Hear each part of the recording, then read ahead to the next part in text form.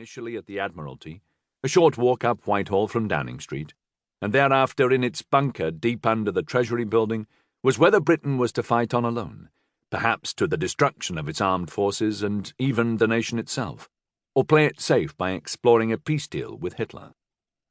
The Italian ambassador in London, in exchange for some colonial trades in Africa and Malta and Gibraltar, had indicated he was prepared to ask the Italian fascist leader, Benito Mussolini, to act as the go-between for Berlin and London in such a deal.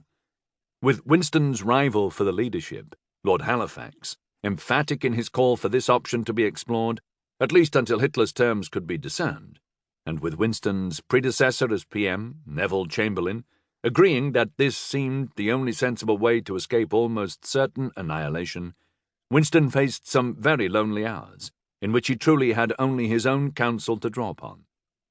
Many readers will be astonished to learn that the great Winston Churchill, presented to history as a staunch and unyielding foe of Hitler, told his colleagues in the War Cabinet that he would not object in principle to peace talks with Germany, if Herr Hitler was prepared to make peace on terms of the restoration of German colonies and the overlordship of Central Europe.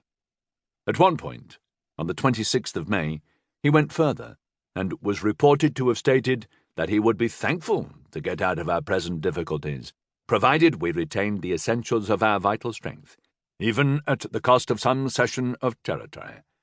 What territory? Not only European, but British territory. And there was more.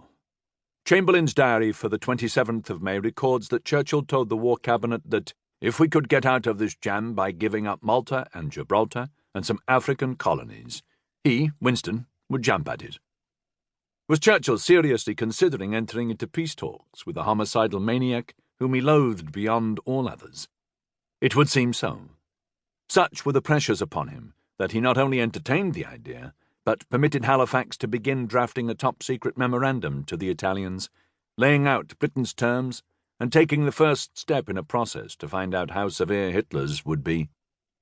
For those who might find that any image of a Churchill willing to seriously consider such a deal belittles the great man, doing injury to his reputation, I would argue the opposite, that the public image of a pugnacious battler who never doubted himself does not do him justice.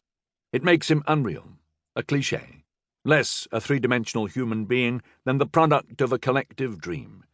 Rather than diminish him, his indecision, his ability to put on a strong face in order to keep morale up while thinking of different solutions, recommends him. These, then, are the dark hours to which the title refers. But from them, and moreover because of them, Churchill emerged with two coups de théâtre, magnificent examples of peroration. The first delivered to a group of outer cabinet members not privy to the War Cabinet talks, and the second to the full Parliament for all the world to hear. The first was a warm-up for the real thing, and no full record of it exists, but diary entries by two men who heard it suggest its broad outlines and many key phrases. The second speech entered history the moment the words came out of Winston's mouth, as he listed beaches, landing grounds, fields, hills, seas and oceans, and the air as the places where the British would fight the dreaded Hun. In both these speeches, and in an earlier one delivered a few weeks before, in which he promised the public his blood-toiled tears and sweat, whether they wanted them or not, he used every trick in the book. These were lessons he'd learned from the Greeks and Romans generally, and Cicero specifically, first arousing sympathy for his country, himself, his clients, his case, and then building towards a direct emotional appeal, what the Roman orators called epilogos, aimed at leaving not a heart unmoved or a dry eye in the house. Models exist for the kind of fireworks he delivered 3 times in May and early June 1940, notably the speech of Marcus Antonius in defence of Aquilius, during which Antonius tore open the tunic of Aquilius to reveal his battle scars, but the British House of Commons and the British public had heard nothing like it. With words, Churchill changed the political mood and shored up the nervous will of a shaking people, compelling them down an uncertain road that, eventually, and against the odds, and with all the sacrifice Winston predicted, and then some, ended in total victory.